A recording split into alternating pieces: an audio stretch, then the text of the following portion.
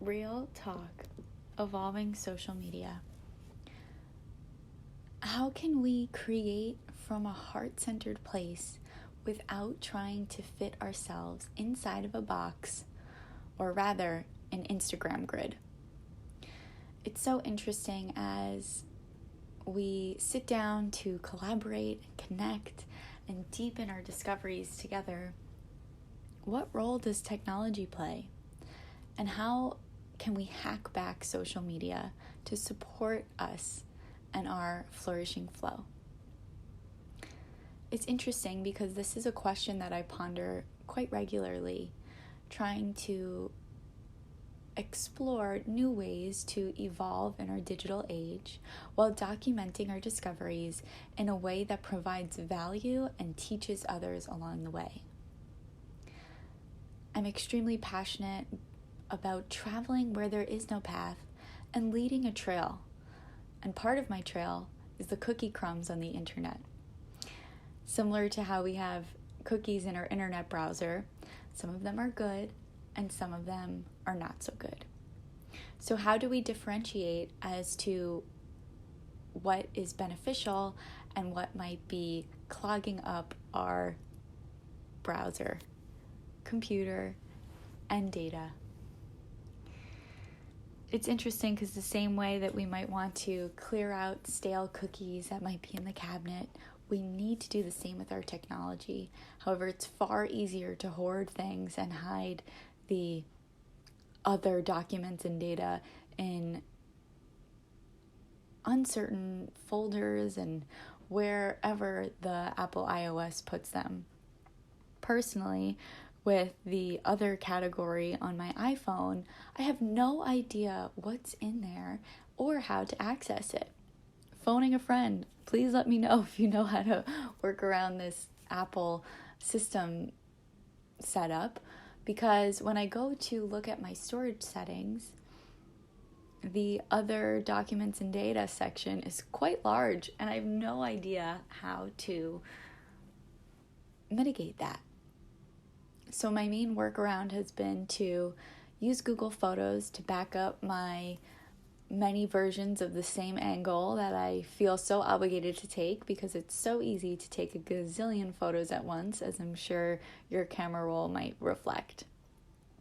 But with those other documents and data and the text messages and all of the cookies that make my phone feel so full to the point that I can't take a photo when I'm trying to be present in a moment, has resulted in me going back to factory settings.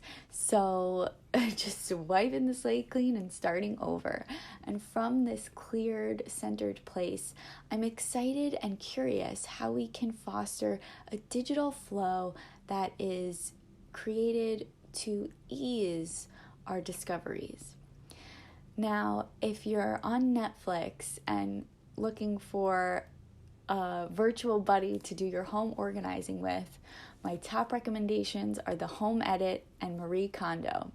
I've really found lots of joy sparked when I'm watching these films while organizing my personal home.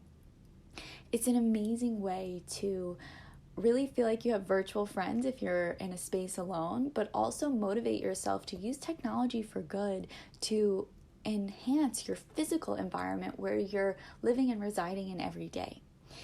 One of my favorite things about the Home Edit show is that they organize their belongings or their clients' items in color category to help ease with the eye and segment things strategically.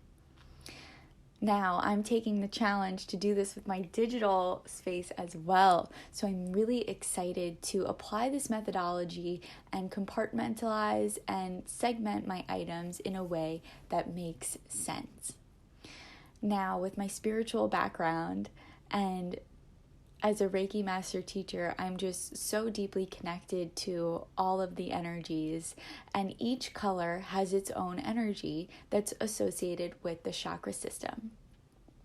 So as we explore and expand our digital laundry and decluttering, I look forward to expanding on this concept of aligning with our energetic field and supporting our digital electronic devices to enhance that natural flow. Imagine opening your computer and it being a seamless experience without the pings and dings and distractions. Something that set you up for success, that fosters your natural creativity. What are you here to share with the world?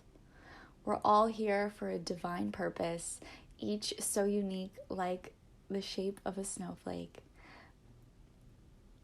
How can we support one another in delivering that divine message?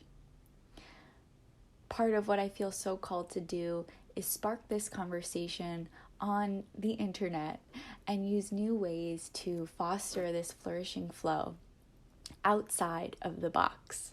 So as much as I love connecting on Instagram, and it's a great way to visually display our portfolio of offerings, I'm inviting myself and you too also step outside of this box and figure out what it is that you are here to create beyond the grid. Don't try to fit yourself in some digital box. There is no box. There's just this expansive, ever-flowing energy field that we're all interconnected in, kind of like a web. You know, the World Wide Web, the thing that connects us all. There's so many synergies with the internet world and our physical world that I hope to awaken us all to, so we can see that it's all one big web.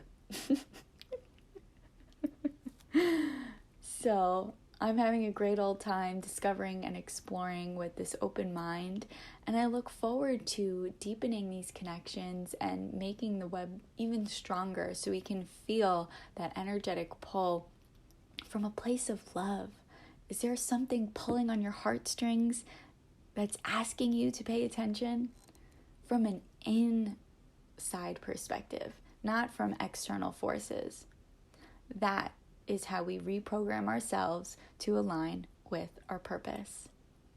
I'm in the process of doing this myself as well, so I'm really looking forward to sharing my journey and discoveries along the way. We're all human, so human to human. I love you, and we are all in this together. So as we continue adapting and evolving in this time, there's so many clues to uncover and get curious about. So if there's something that's particularly curious to you, let us know and we can explore it together.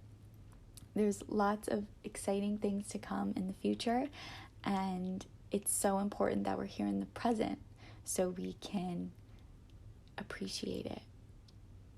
I'd like to close this conversation with a message I received in a fortune cookie. The quote is, "The best prophet of the future is the past." May we learn from our past and trust that the pain is a portal bringing us to our purpose. I'm so grateful for your presence, awareness, and your magic. May we cultivate more together. Sending love and light your way.